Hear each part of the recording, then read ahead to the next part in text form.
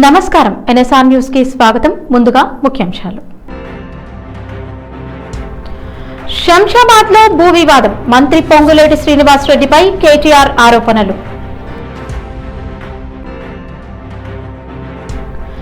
MLA Kaushik రెడ్డిపై ethics referral బెదిరింపు ప్రజాస్వామ్యానికి హానికరం, హరీష్ రావు విమర్శ. తెలంగాణ అసెంబ్లీలో నిధుల అసమానతపై సిపిఐ ఎమ్మెల్యే కూనంనేని సాంబశివరావు అసంతృప్తి.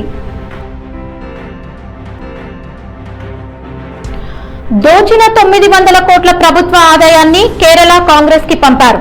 రేవంత్ పొంగిలేటిపై బీఆర్ఎస్ నేత ఆర్ఎస్ ప్రవీణ్ కుమార్ ఆరోపణ.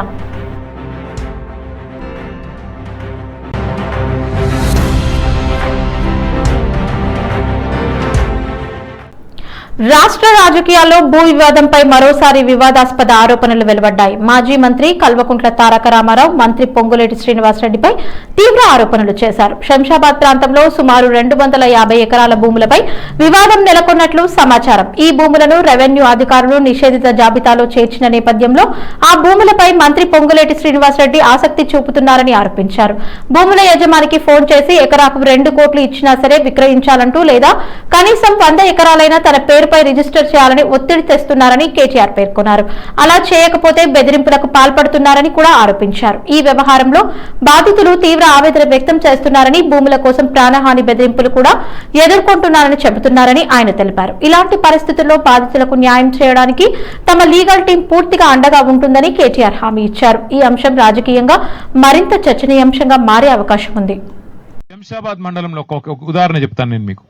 నవాబుల కాలం నుంచి వాళ్ళ దగ్గర 500 ఎకరాలు జాగుండే, అమ్ముకుంటూ పోతే ఇప్పుడు మిగిలింది 250 ఎకరాలు.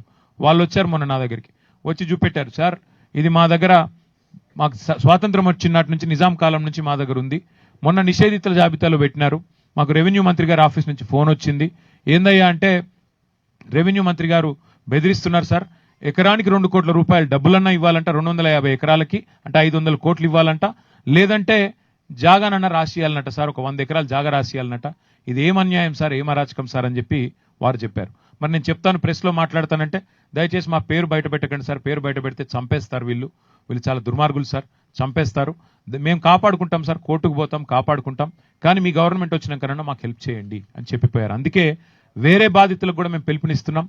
అవసరమైతే మా పార్టీ ఆఫీస్ ఉంది, లీగల్ సెల్ ఉంది, మీరు రండి, మీ పేర్లు బయట పెట్టాం, మాకు తెలుసు ఈ గుండాల నుంచి మీకు భయం ఉంటుంది, మాకు తెలుసు, పేర్లు బయట పెట్టాం, కానీ న్యాయపరంగా మీకు అండగా నిలబెడతాం. ఎవరైనా పేరు బయట పెట్టండి మాకేం కాదు అంటే తప్పకుండా వారికి అండగా నిలబెడతాం.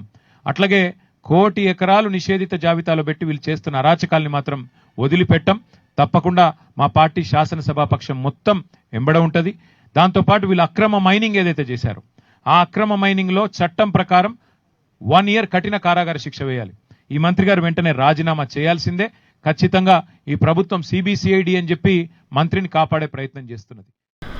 మాజీ మంత్రి ఎమ్మెల్యే హరీష్ రావు కీలక వ్యాఖ్యలు చేశారు. ఎమ్మెల్యే కౌశిక్ రెడ్డిని ఎథిక్స్ కమిటీకి రిఫర్ చేస్తామని బెదిరించడం ప్రజాస్వామ్యానికి హానికరమని ఆయన విమర్శించారు. ప్రభుత్వ వైఫల్యాలను ప్రారంభం నుంచే ఎత్తి చూపుతూ ప్రశ్నిస్తున్న కౌశిక్ రెడ్డిపై రాజకీయ కక్షతో చర్యలు తీసుకుంటున్నారని ఆరోపించారు.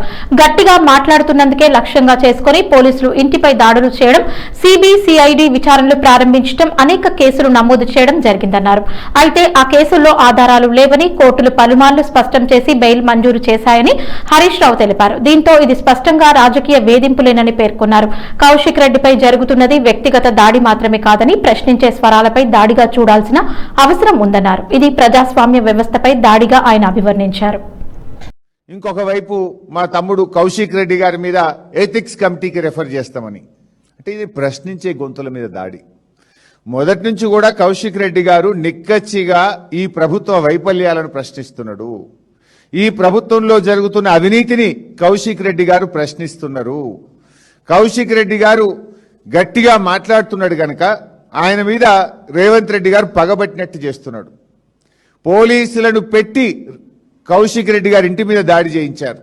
ఇవాళ కౌశిక్ రెడ్డి గారి మీద సిబిసిఐడి ఎంక్వైరీ వేసినారు. కౌశిక్ రెడ్డి గారి మీద అనేక అక్రమ కేసులు పెట్టినారు. మీరు పెట్టిన కేసులు అక్రమ కేసులని కోర్టులే రిమాండ్ చేయకుండా కౌశిక్ రెడ్డి గారికి పలుమార్లు బెయిల్ ఇచ్చింది. అంటే ఉద్దేశపూర్వకంగా కౌశిక్ రెడ్డి గారి మీద ఈరోజు దాడి జరుగుతూ ఉంది. ఈ దాడి కౌశిక్ రెడ్డి గారి మీద కాదు, ఈ దాడి ప్రశ్నించే గొంతుల మీద దాడి. ఇవాళ మీరు గొంతు బిగ్గర చేసుకొని మా మైకులు ఇవ్వకుండా ఇవాళ మా కౌశిక్ రెడ్డి గారి మీద పగబట్టి ఉద్దేశపూర్వకంగా ఒక కక్షతోని ఇవాళ ఎథిక్స్ కమిటీకి రెఫర్. తెలంగాణ అసెంబ్లీలో ఆసక్తికర చర్చ చోటు చేసుకుంది. సిపిఐ ఎమ్మెల్యే కూనంనేని సాంబశివరావు ప్రభుత్వంపై అసంతృప్తి వ్యక్తం చేశారు. రాష్ట్రంలో నిధుల పంపిణీపై అసమానతలు ఉన్నాయని ఆరోపిస్తూ ఎక్కువ నిధులు ఖమ్మం జిల్లాకే వెళ్తున్నాయని మంత్రి కోమటిరెడ్డి రాజగోపాల్ రెడ్డి చెప్పిన వ్యాఖ్యలను ప్రస్తావించారు. ముగ్గురు మంత్రుల నియోజకవర్గాలకు నిధులు వస్తున్నాయేమో కానీ మా ప్రాంతాలకు మాత్రం సరైన నిధులు అందడం లేదని ఆయన ఆవేదన వ్యక్తం చేశారు. ఇక మంత్రి ఉత్తమ్ కుమార్ రెడ్డి వెంకటరెడ్డి పనులను శాంక్షన్ చేస్తున్నప్పటికీ భూమిపై మాత్రం ఒక్క పని కూడా పూర్తి కావడం లేదని విమర్శించారు. తమ పార్టీ మిత్రపక్షంగా ఉండటంతో ప్రభుత్వంపై తీవ్ర విమర్శలు చేయలేకపోతున్నామని, అయితే అదే విషయాన్ని ప్రభుత్వం అడ్వాంటేజ్ గా తీసుకుంటోందని ఆయన వ్యాఖ్యానించారు. కూనంనేని సాంబశివరావు చేసిన ఈ వ్యాఖ్యలు సభలో చర్చనీయాంశంగా మారగా నిధుల పంపిణీపై ప్రభుత్వం వైఖరిపై ప్రశ్నలు తలెత్తుతున్నాయి.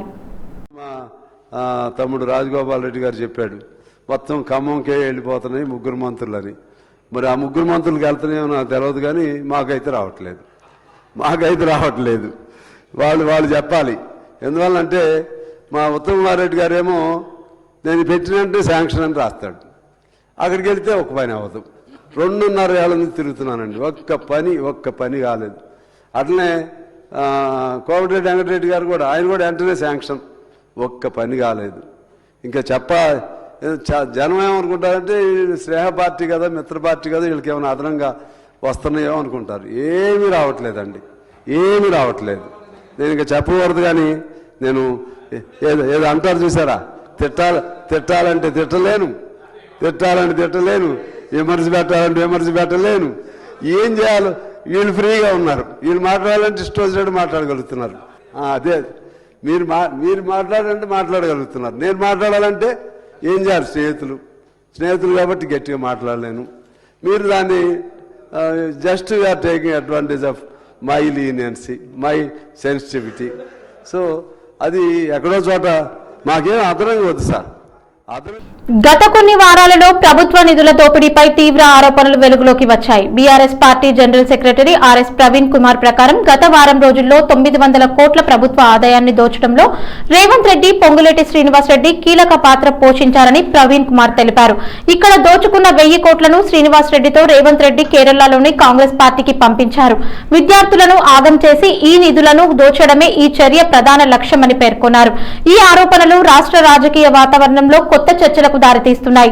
స్థానిక ప్రజలు, రాజకీయ విశ్లేషకులు ఈ వ్యవహారం సత్యంగా నిర్ధారిస్తే ఇది పెద్ద రాజకీయ సంచలనం సృష్టించగలదని అభిప్రాయపడ్డారు. ప్రస్తుతానికి సంబంధిత పార్టీల ప్రజాప్రతినిధులు ఇంకా అధికారికంగా స్పందించలేదు, కానీ ఈ ఘర్షణపై గట్టి ప్రతిక్రియలు రాబోతున్నాయని విశ్లేషకులు పేర్కొన్నారు.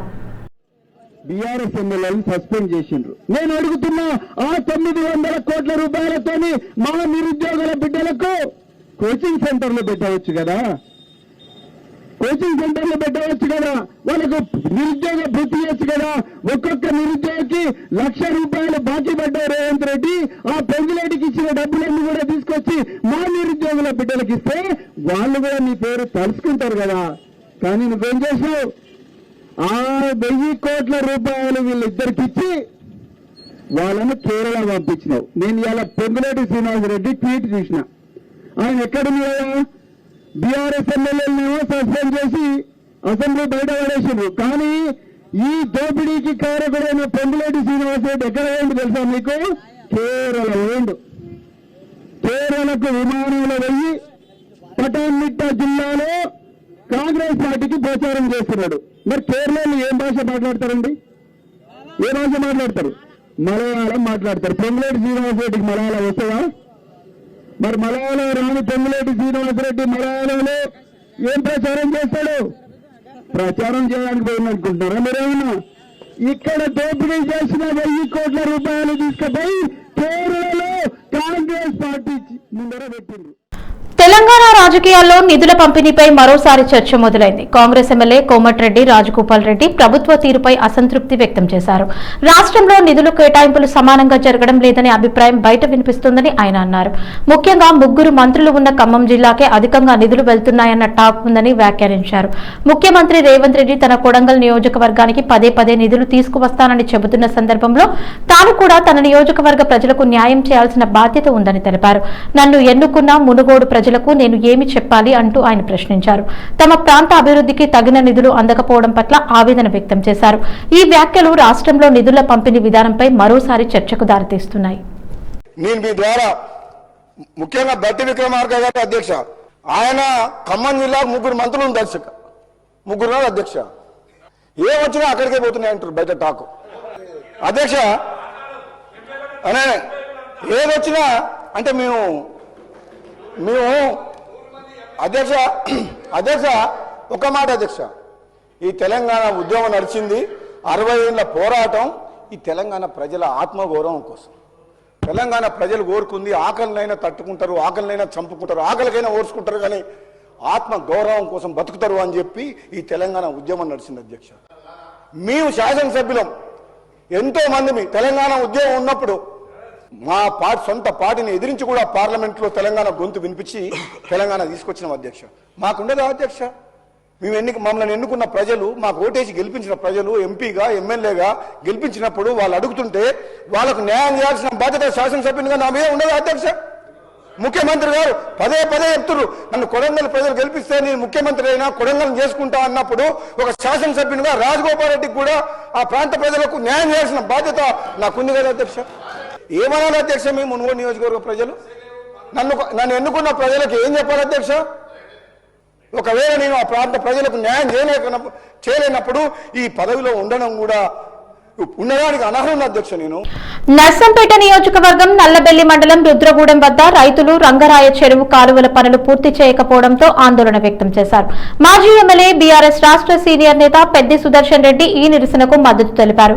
రైతులు రుద్రగూడెం రంగరాయ చెరువు కాలువ వద్ద రోడ్డుపై బైఠాయించి నిరసన తెలిపారు. ఈ సందర్భంగా ప్రసంగించిన పెద్ది సుదర్శన్ రెడ్డి మాట్లాడుతూ తెలంగాణ తొలి ముఖ్యమంత్రి చంద్రశేఖర్ రావు నాయకత్వంలో గోదావరి జలాలను నర్సంపేటకు తరలించే క్రమంలో 3.5 టీఎంసీ నీళ్లను రంగరాయ చెరువుకు అందించడం విజయవంతంగా పూర్తయింది. అయితే కాంగ్రెస్ ప్రభుత్వంలో 2 ఏళ్లలో కూడా కాలువల నిర్మాణ పనులు పూర్తి కాలేదు. పంటలకు అవసరమైన నీళ్లు అందక రైతులు సమస్యలకు లోనవుతున్నారు. సుమారు 87% పనులు పూర్తయినప్పటికీ మిగిలిన పనులను పూర్తి చేయకపోవడం వల్ల రైతులు పంటలు నష్టపోతున్నారని, కాంగ్రెస్ ప్రభుత్వం రైతుల సమస్యల పట్ల నిర్లక్ష్యం చూపుతోందని అన్నారు. రైతులు రాష్ట్ర ప్రభుత్వం ఆందోళనను గౌరవించి కాలువల పనులను తక్షణమే పూర్తి చేయాలని డిమాండ్ చేస్తున్నారు. మాకంటే ఏదో గొప్పగా చేస్తారని వచ్చింది. ఇవాళ మీ అందరూ కూడా తెలుసు మిత్రులారా, ఇవాళ ప్రారంభం మాత్రమే. రంగాయ చెరువు ప్రాజెక్టు మీద కాంగ్రెస్ పార్టీ కుట్రపూర్తంగా ఆలోచిస్తా ఉన్నది. ఈ ప్రాంతంలో నీళ్లు ఎక్కడ పడ్డా కేసీఆర్ సారే నీళ్లలో అవపడుతున్నటువంటి దాంతో కాంగ్రెస్ వాళ్ళు నీళ్లను అవపడకుండా చేస్తా ఉన్నారు. ఇవాళ ప్రారంభం మాత్రమే. ఇవాళ డెడ్ లైన్ పెట్టిపోతున్నాం. నేషనల్ హైవే మీద హెచ్చరించిపోతున్నాం. దీన్ని ఖచ్చితంగా ఈ సీజన్ లో 60 రోజుల్లో ఈ కనెక్షన్ ఇవ్వాలి. ఇది కాకుండా పంట కాలంలో సంబంధించి వెంటనే ఆ 40 కోట్ల రూపాయలను ఖర్చు పెట్టండి.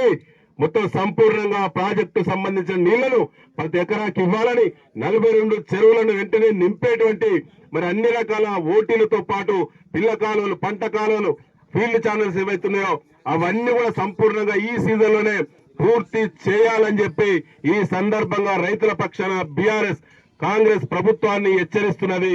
ఈ యొక్క కార్యక్రమం ఇది ప్రారంభం మాత్రమే మిత్రులారా. ఇక ముందు దీన్ని అవసరమైన జిల్లా కలెక్టర్ ఆఫీస్ ముట్టడి చేద్దాం. ఈ ప్రాంతంలో ఉండబడినటువంటి 78 గ్రామాలకు సంబంధించిన ప్రాజెక్ట్ ఇది. ఖచ్చితంగా వేలాదిగా తరలి జిల్లా కలెక్టరేట్ ముట్టడి కూడా బీఆర్ఎస్ సిద్ధంగా ఉంటుంది రైతుల మద్దతు అని చెప్పి మరొకసారి తెలియజేస్తూ మాజీ మంత్రి ఎమ్మెల్యే హరీష్ రావు ముఖ్యమంత్రి రేవంత్ రెడ్డికి సవాల్ విసిరారు. తనపై, తన కుటుంబ సభ్యులపై రేవంత్ రెడ్డి చేసిన ఆరోపణలపై హౌస్ కమిటీ ఏర్పాటు చేస్తామని ప్రకటించిన నేపథ్యంలో తాను దానికి సిద్ధమని స్పష్టం చేశారు. అదే సమయంలో రేవంత్ రెడ్డి కుటుంబ సభ్యులపై ఉన్న ఆరోపణలను కూడా సమానంగా పరిశీలించాలన్నారు. ముఖ్యంగా ఆయన సోదరులు అలాగే బావమరిది సృజన్ రెడ్డికి సంబంధించిన ఆరోపణలపై హౌస్ కమిటీ వేయడానికి ప్రభుత్వం సిద్ధమా అని ప్రశ్నించారు. హౌస్ కమిటీపై కాకుండా మరింత పారదర్శకంగా విచారణ జరగాలంటే హైకోర్టు సిట్టింగ్ జడ్జి సభ్యులతో కమిటీ ఏర్పాటు చేయాలని హరీష్ రావు సూచించారు. ఆ విధంగా విచారణకు తాను పూర్తిగా సిద్ధమని పేర్కొంటూ అదే ధైర్యం రేవంత్ రెడ్డికి ఉందా అని సవాల్ చేశారు. పొంగులేటి గారి విషయాలు బయటపెట్టంగానే నా మీద బురద జల్లేటువంటి కార్యక్రమానికి ఇవాళ ఆయన పాల్పడ్డారు. ఏమంటాడు, నేను నా కుటుంబ సభ్యులు ధరణిని ఉపయోగించి బాలానగర్ మండలంలో నేనేదో అవినీతికి పాల్పడ్డా అంటాడు. నేను అంటా ఉన్నా, నువ్వు నా బావమరిది పేరు తీసినావు, నా తమ్ముడు పేరు తీసినావు, ఓకే, నా బావమరి మీద ఆరోపణలు చేసినావు, నా తమ్ముడి మీద ఆరోపణలు చేసినావు, హౌస్ కమిటీ వేయడానికి హరీష్ రావు రెడీయా అని నన్ను అడిగినావు కదా. I'm ready. నీ తమ్ముళ్ళు చేసిన భూ కుంభకోణాల మీద, నీ తమ్ముళ్ళు చేసిన టీడీఆర్ కుంభకోణాల మీద, నీ తమ్ముడు చేసిన కేఎల్ఎస్ఆర్ టెండర్ల కుంభకోణం మీద నువ్వు రెడీ అయితే నా తమ్ముడి మీద నేను కూడా రెడీ. ఇద్దరం కూడా ఎంక్వైరీకి ఇద్దాం. నా బావమరిది మీద ఆరోపణ చేసినావు కదా, నేను రెడీ. నీ బావమరిది సృజన్ రెడ్డి అమృత్ టెండర్లలో చేసిన కుంభకోణం మీద, నీ బావమరిది సృజన్ రెడ్డి సింగరేణిలో ఓబీ టెండర్లలో చేసిన కుంభకోణాల మీద నువ్వు రెడీ అయితే నేను రెడీ. రేవంత్ రెడ్డి, నేను చెప్పిన హౌస్ కమిటీ వేయకు, నువ్వు చెప్పిన సిబిసిఐడి వద్దు.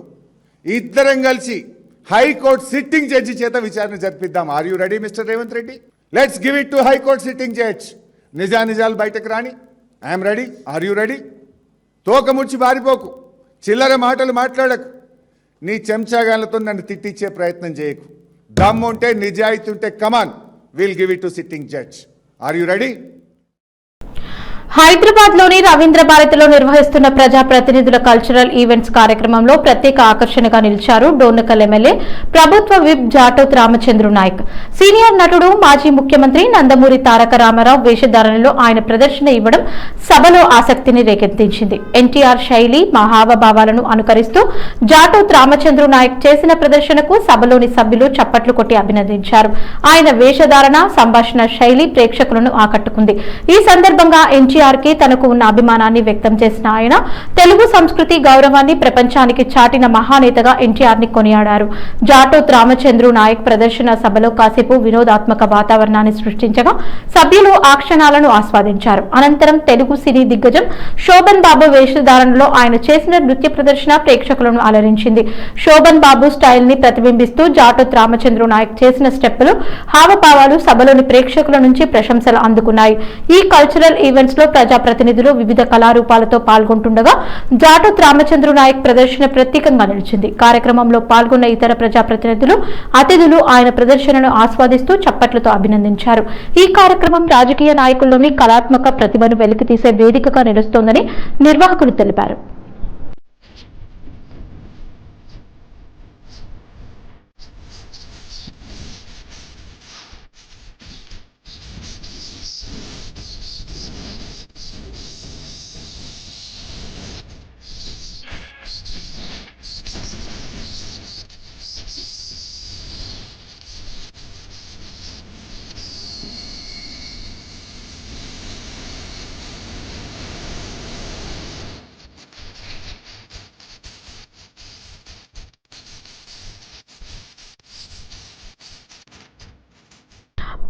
₹14 కోట్ల విలువైన భూమి వివాదం రాష్ట్రంలో సంచలనం సృష్టిస్తోంది. షాద్నగర్ ప్రాంతంలో ఈ భూమి వివాదం మరోసారి వెలుగులోకి వచ్చింది.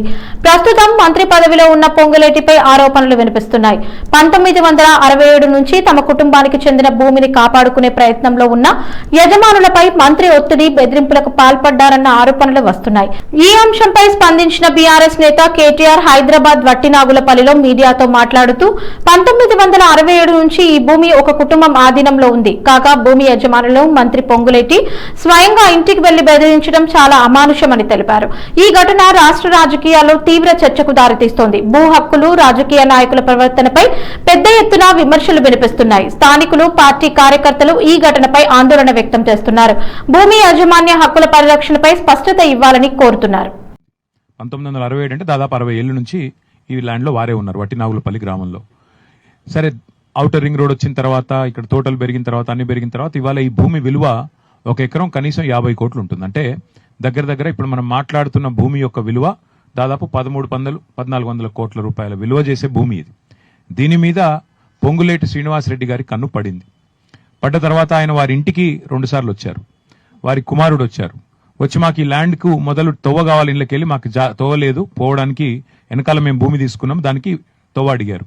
వీరు మాకు ఇష్టం లేదు, మేము అట్లా దీని ఒక తోట పెట్టుకున్నాము, మా పిల్లల కోసం పెట్టుకున్నాం, ఇవ్వమని చెప్పారు. తర్వాత ఏం వరంగల్ రామన్నపేటలోని doctor A Rajendra Prasad Bharati charitable trust ఆధ్వర్యంలో అంతర్జాతీయ ఇడ్లీ దినోత్సవం పురస్కరించుకుని రామన్నపేటలో గల గాంధీ హోటల్ గా నిర్వహిస్తున్న ఈ సందర్భంగా గత 50 సంవత్సరాల ఇడ్లీ కొట్టుపెట్టి 8 మందికి జీవన ఉపాధి కల్పిస్తున్నటువంటి ప్రసిద్ధిగాంచిన గాంధీ హోటల్ నిర్వాహకులైన గాంధీని, సహాయకుడు సతీష్ ని ఘనంగా శాలువాలతో బొకేలతో సన్మానించడం జరిగింది. మనం టిఫిన్ చేయడానికి తినే ఇడ్లీ వెనుక కథా సారాంశం చాలా ఉంది. అసలు దీని పుట్టుక వెనుక ఒక ఆసక్తికరమైన కథ ఉంది. కోయంబత్తూరుకి చెందిన ఇనియాన్ అనే వ్యక్తి 1328 రకాల ఇడ్లీలను తయారు చేసి ఒక 44 కిలోల పెద్ద ఇడ్లీని తయారు చేసి ఇడ్లీపై తనకున్న ఇష్టాన్ని, మక్కువను చాటి చెప్పాడు. ఈ సందర్భంగానే ప్రపంచం మొత్తం యావత్తు ఇడ్లీ దినోత్సవం జరుపుకుంటుంది. ముఖ్యంగా చెప్పాలంటే ఇది ఫైబర్ ఆహారంగా భావించవచ్చు. తేలికగా జీర్ణమైన ఆహారం, అలాగే ఏ విధమైన జబ్బులనైనా ఈ ఆహారం మనం తీసుకోవడానికి ఏ విధమైన ఇబ్బంది ఉండదు. జీరో కొలెస్ట్రాల్ తో ఆవిరితో తయారు చేసే అల్పాహారం కేవలం ఇడ్లీ అని చెప్పవచ్చు. ఇడ్లీ దినోత్సవం సందర్భంగా హోటల్ నిర్వాహకుడైన గాంధీ మాట్లాడుతూ 50 సంవత్సరాల నుండి 10 పైసలతో మొదలుపెట్టి ఈ రోజు 8 మందికి జీవనోపాధి కల్పిస్తూ కష్ట నష్టాలకు జీవనం సాగిస్తూ ఉపాధిని కల్పిస్తున్నాను. అది సంతృప్తిని ఇస్తుంది. ఇలా నన్ను సన్మానించడం, గుర్తించడం అనేది చాలా సంతోషకరమైన విషయం అని అన్నారు. అలాగే హోటల్లో పనిచేసే వర్కర్లు కూడా చాలా సంతోషం వెలిబుచ్చారు. ఈ కార్యక్రమంలో ఆర్గనైజర్ శ్రవణ్, మెంబర్స్ నల్ల సత్యనారాయణ, రామ శ్రీనివాస్, పడిశాల రాజు మరియు పనిచేసేవారు సంధ్య, శాంతి, యశోద, లావణ్య, మాధవి, సుగుణ, పద్మ, స్వప్న తదితరులు పాల్గొన్నారు. ఈరోజు అంతర్జాతీయ ఇడ్లీ దినోత్సవాన్ని పురస్కరించుకొని Warangal Ramannapeta doctor A Rajendra Prasad Bharati charitable trust ఆధ్వర్యంలో గత 50 సంవత్సరాల నుంచి రామన్నపేటలో గాంధీ ఇడ్లీ గాంధీలాగా పేరు పొందినటువంటి గాంధీని ఈరోజు ట్రస్ట్కే ఘనంగా సన్మానించడం జరిగినది. మనం తినే 20 రూపాయల 30-35 రూపాయల ఇడ్లీ ఎంత స్టోరీ ఉంటుందంటే, అంతకుముందు రోజు వాళ్ళు రవ్వను నానబెట్టాలి, తర్వాత మినపప్పు నానబెట్టాలి, ఇవన్నీ తయారు చేసుకొని ఇంట్లో ఇలా పరిస్థితి ఉంటుంది. మన హాయిగా 30 రూపాయలు 30 రూపాయలు 40 తిని హాయిగా పోతాం. కానీ దాని ఇంతమంది శ్రమ ఉంటేనే మనం ఇలా టిఫిన్ చేయడానికి ఈజీగా అవకాశం ఉంటుంది. వచ్చేసి గత 50 సంవత్సరానికి చేస్తున్న సందర్భంగా వారిని ప్రోత్సహించడంలో భాగంగా, అలాగే ఇటువంటి వ్యాపారాలు చేసుకుని జీవనం గడిపే వాళ్ళందరినీ ప్రోత్సహించడంలో భాగంగా ఈరోజు వారిని సన్మానించడం జరిగినది. గత 50 సంవత్సరాలుగా మా మావయ్య గారైన గాంధీ గారు ఆంధ్రా నుంచి వచ్చి ఇక్కడ చాలా కష్టపడి ఒక పేరు సంపాదించుకుని హోటల్ నిర్వహిస్తున్నారు. ఈ ఇడ్లీ, వడ, పూరి అన్న 3 ఐటమ్స్ చేస్తూ చాలా బాగా జనాలకి ఎంతో సేవ చేస్తున్నారు. డబ్బు గురించి కాకుండా ఆయన ఒక పేరు కోసం అని చెప్పని చాలా పాటుపడి చాన్నాళ్ళ నుంచి ఎంతో రుచికరమైన టిఫిన్స్ రావణపేట వాస్తవ్యులకి, చుట్టుపక్కల బట్టల బజారు వాస్తవ్యులకి అందిస్తున్నారు. ఇక ఇంకా ఎన్నో సంవత్సరాలు ఇలాగే చేసి అభివృద్ధిలోకి రావాలని ఆకాంక్షిస్తూ యువతలో సామాజిక చైతన్యం పెంపొందించేందుకు కొనసాగుతున్న కార్యక్రమాల్లో భాగంగా మంచిర్యాల జిల్లా భీమిని మండలంలో జాగృతి సంస్థలోకి భారీగా యువకులు చేరారు. ఈ చేరిక కార్యక్రమం జిల్లాకు చెందిన యువనేత మేడి రాజశేఖర్ ఆధ్వర్యంలో ఘనంగా నిర్వహించబడింది. ఈ సందర్భంగా ఎటకారి అజయ్, రాపల్లి తిరుపతి, ఎటకారి సత్తయ్య, పెసరి వినోద్, బొగ్గుల విక్రమ్, పెసరి అంజన్న, ఎటకారి శ్రీశైలం, కారుపాకాల రాకేష్, చిప్పకుర్తి తదితరులు జాగృతి సంస్థలో చేరి సంస్థ లక్ష్యాలు మరియు సేవా కార్యక్రమాలు పట్ల తమ మద్దతును ప్రకటించారు. కార్యక్రమానికి ముఖ్య అతిథులుగా Jagruthi state working president Roop Singh, state youth vice president Ravi Rathod హాజరై మాట్లాడారు. వారు మాట్లాడుతూ యువత సమాజ మార్పులో కీలక పాత్ర పోషించాలని, జాగృతి ద్వారా సామాజిక సేవ, అభివృద్ధి కార్యక్రమాల్లో చురుగ్గా పాల్గొనాలని పిలుపునిచ్చారు. ఈ కార్యక్రమంలో స్థానిక నాయకులు, యువకులు, జాగృతి కార్యకర్తలు పెద్ద సంఖ్యలో పాల్గొన్నారు. కార్యక్రమం ఉత్సాహభరితంగా సాగుతూ యువతలో కొత్త ఉత్సాహాన్ని నింపింది. వార్తలు ముగించే ముందు ముఖ్యాంశాలు మరోసారి. శంషాబాద్ లో భూ వివాదం, మంత్రి పొంగులేటి శ్రీనివాసరెడ్డిపై కేటీఆర్ ఆరోపణలు.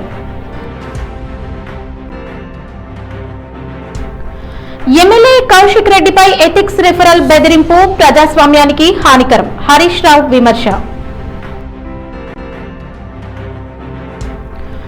తెలంగాణ అసెంబ్లీలో నిధుల అసమానతపై సిపిఐ ఎమ్మెల్యే కూనంనేని సాంబశివరావు అసంతృప్తి. దోచిన 900 కోట్ల ప్రభుత్వ ఆదాయాన్ని కేరళ కాంగ్రెస్ కి పంపారు. రేవంత్ పొంగిలేటిపై బీఆర్ఎస్ నేత ఆర్ఎస్ ప్రవీణ్ కుమార్ ఆరోపణ. ఈ వార్తలు ఇంతటితో సమాప్తం. నమస్కారం.